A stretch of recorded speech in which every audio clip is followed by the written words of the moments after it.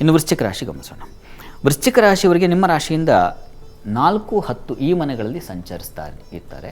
ಬಂಧು ಸ್ನೇಹಿತರು ಸ್ವಲ್ಪ ಹುಷಾರಾಗಿರಬೇಕು. ಬಂಧುಗಳು ತುಂಬ ಅಟ್ಯಾಚ್ಮೆಂಟ್ ಇದೆಯಲ್ಲ, ಅದು ನಿಮ್ಮನ್ನು ರೋಗ ಅಂಟಿಸುತ್ತೆ. ಹೀಗಾಗಿ ಸ್ವಲ್ಪ ಹುಷಾರು. ಮತ್ತು ಭೂಮಿ ವ್ಯವಹಾರಗಳಲ್ಲಿ ಹುಷಾರಾಗಿರಿ, ಪ್ರಯಾಣದಲ್ಲಿ ಹುಷಾರಾಗಿರಿ. ಮುಖ್ಯವಾಗಿ ನಿವೇಶನ ಸೈಟು, ಅಲ್ಲಿ ಯಾವುದೋ ಹುತ್ತ ಇತ್ತು ಅದನ್ನೇನೋ ಹೊಡೆದು ಹಾಕು, ಈ ಥರದ್ದು ಇನ್ನೇನೋ ಅಂಥದ್ದೊಂದು ಅದಕ್ಕೆ ಪ್ರೇರಣೆ ಆಗಿಬಿಡುತ್ತೆ. ಹೇಳಿದ್ನಲ್ಲ, ಅದು ಹೇಗೆ ಅಂದರೆ ಆ ರೀತಿಯ ಸೆಳವು, ಗ್ರಹಗಳ ಸೆಳವು ಹೇಗೆ ಅಂದರೆ ನಮ್ಮನ್ನು ಹಾಗೆ ಎಲಿವೇಟ್ ಮಾಡಿಬಿಡುತ್ತೆ, ಅದನ್ನು ಮಾಡಿಸ್ಬಿಡುತ್ತೆ.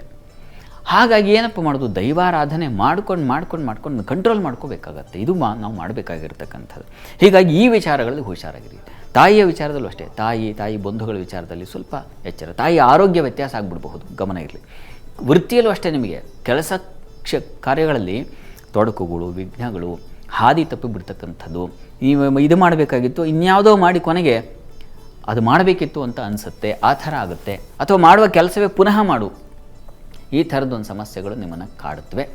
ಹೀಗಾಗಿ ವೃತ್ತಿ ವಿಚಾರದಲ್ಲಿ, ಬಂಧುಗಳ ವಿಚಾರದಲ್ಲಿ, ಸ್ನೇಹ ವಿಚಾರದಲ್ಲಿ ಸ್ವಲ್ಪ ಹುಷಾರಾಗಿರಬೇಕು. ಅದನ್ನು ಪ್ರಧಾನವಾಗಿ ತೋರಿಸ್ತಾ ಇದೆ. ಇನ್ನು ವಾರದ ಅಂತ್ಯ ಗಮನಿಸೋಣ ವೃಶ್ಚಿಕ ರಾಶಿಯವರಿಗೆ. ವಾರದ ಅಂತ್ಯದಲ್ಲಿ ಚಂದ್ರಮಾಂದಿಯರನ್ನು ಗಮನಿಸ್ಕೊಂಡು ನೋಡೋದಾದರೆ ಬಂಧುಗಳಿಂದ ಲಾಭ ತುಂಬ ಚೆನ್ನಾಗಿದೆ. ವೃತ್ತಿಯಲ್ಲಿ ಅನಾನುಕೂಲ ಸೂಚಿಸ್ತಾ ಇದೆ. ಸ್ತ್ರೀಯರಿಗೆ ಸ್ವಲ್ಪ ಹುಷಾರು, ಎಚ್ಚರವಾಗಿರಿ. ಪ್ರಯಾಣದಲ್ಲಿ ನೀವು ಸ್ತ್ರೀಯರು ಹುಷಾರು, ಎಚ್ಚರಿಕೆಯನ್ನು ಇಟ್ಕೋಬೇಕಾಗುತ್ತೆ. ಮನಸ್ಸು ಸ್ವಲ್ಪ ಚಂಚಲವಾಗುತ್ತೆ, ಚಿತ್ತ ಚಾಂಚಲ್ಯ ಅದು ಇದೆ. ಹೀಗಾಗಿ ಎಚ್ಚರವಾಗಿರಬೇಕು.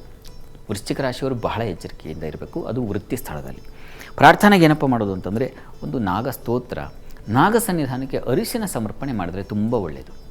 ನಾಗದೇವರಿಗೆ ಅರಿಶಿಣದ ಅಲಂಕಾರ ಮಾಡ್ತಾರೆ, ಅದನ್ನು ಮಾಡಿಸಿ. ಪ್ರತಿ ಮಂಗಳವಾರ ಮಾಡಿಸಿ, ತುಂಬ ಸಹಾಯವಾಗುತ್ತೆ. ಮಾಡಿಸಿ ನೋಡಿ.